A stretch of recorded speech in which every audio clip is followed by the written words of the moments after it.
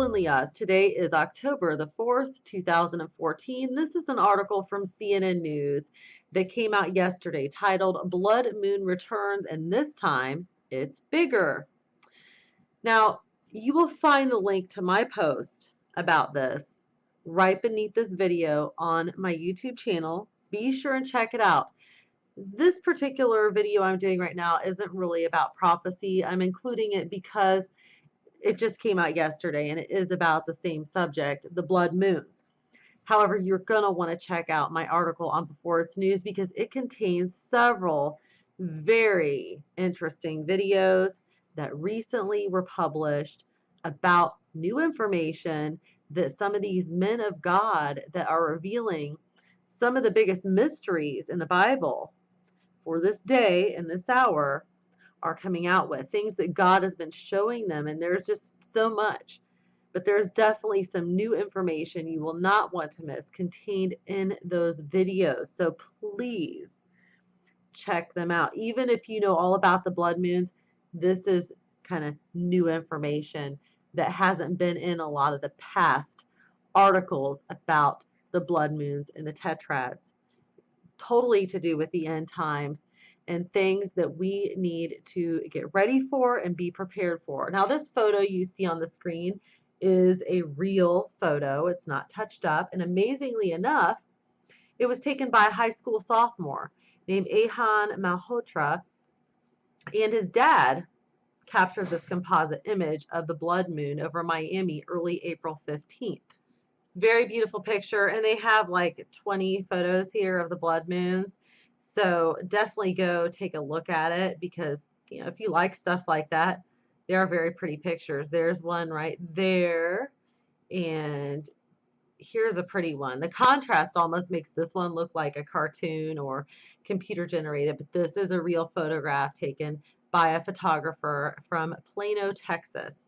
All right, let's get on with the article. It says, Blood Moon Act 2 opens soon in the heavens near you, and it will be bigger than Act 1. If you live in the western half of the United States, you will have a front row seat on a lunar eclipse that will turn the moon a burnt reddish orange for about an hour Wednesday, creating the second blood moon in relatively short succession.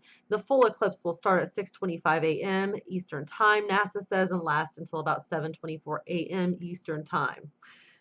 Because it happens right after the perigee, the closest point to Earth in the moon's orbit, this blood moon will be nearly the size of a supermoon, appearing 5.3% larger than the previous blood moon on April the 15th.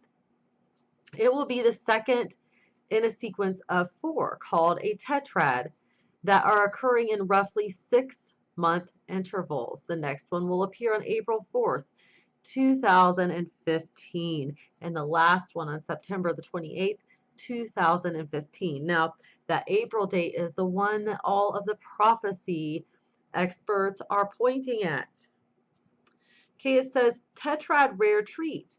With the frequency, one might be misled into thinking that blood moons are commonplace. There are about 2 lunar eclipses per year, NASA says. Some of them, penumbral eclipses, are so subtle they are vaguely visible and go greatly unnoticed. Other eclipses just cast a partial shadow on the moon, but lend it none of the blood moon color that only total eclipses do. And they come around on average less than once a year. Now, it also states that the brilliant hue comes from the edges of the sun peeking out around the periphery of the Earth through its atmosphere in a global sunset shining on the moon, which has to be in just the right position to catch those rays.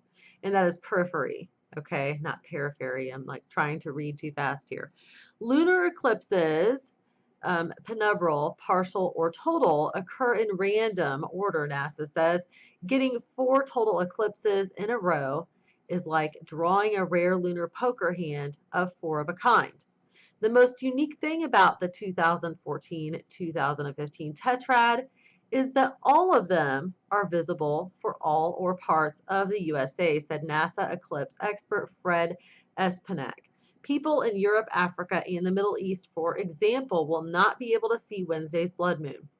In the 21st century, there will be many such tetrads, but look back a few centuries and you'll find the opposite phenomenon, NASA says. Before the dawn of the 20th century, there was a 300-year period when there were none. Espenek says 0. That would mean that neither Sir Isaac Newton, Mozart, Queen Anne, George Washington, Napoleon, Abraham Lincoln, nor their contemporaries ever had a chance to see such a sequence. Now, you can read more here. There's a little bit more left to the article. But notice what they were saying about the rarities and the things that make it unique, okay, for this upcoming blood moon. And the fact it's just going to be huge up in the sky. So, if you live in an area where you can do that, be sure and don't miss it. Check it out.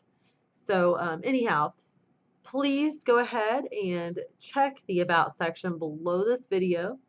Check out my link on Before It's News, and do not miss the videos I have included there with new, breaking, and amazing prophetic information on what we can expect this year and next year in relation to the end times and these beautiful, mysterious blood moons.